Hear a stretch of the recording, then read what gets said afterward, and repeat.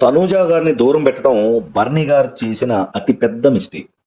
ఎంత దివ్య ఎంటర్ అయిపోయినా గేమ్‌లోకి ఎంటర్ అయిన వెంటనే సో, తన స్ట్రాటజీ తను వాడింది బయట game చూసొచ్చి.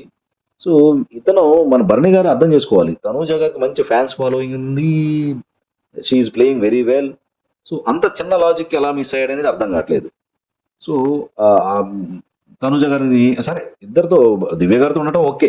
At the same time Tanuja గారితో కూడా క్లోజ్‌గా ఉంటూ ఆమె దూరం అయినప్పుడు కూడా ఇతను వెళ్లి తనూజ గారిని కొంచెం కన్విన్స్ చేసి తన దగ్గరే మళ్ళీ తనతో మామూలుగా ఉన్నట్లయితే బాగుండేది. సో, తనూజ గారికి సహజంగా ఎవరైనా ఫీల్ అవుతారు. ముందు ఆ పొసెసివ్‌నెస్ ఉంటుంది గదా! సో, ఫస్ట్ నేను నాన్న, నాన్న అంటూ మన తనూజ గారు బన్నీ గారితో చాలా క్లోజ్‌గా, చాలా సపోర్టివ్‌గా ఉన్నారు. సో, ఈరోజు కూడా చాలా బాధపడ్డారు కన్ఫెషన్ రూమ్‌లోకెళ్ళి నాగార్జున గారి ముందు.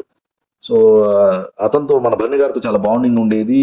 తను దూరం అవ్వటం వల్ల కొంచెం ఐయామ్ ఫీలింగ్ లోన్‌లీ అనేది ఒక మాట వాడింది. అంటే అంత దగ్గరైన తనూజని దూరం పెట్టడం వల్లే బన్నీ గారు ఈరోజు ఎలిమినేట్ అయ్యారు.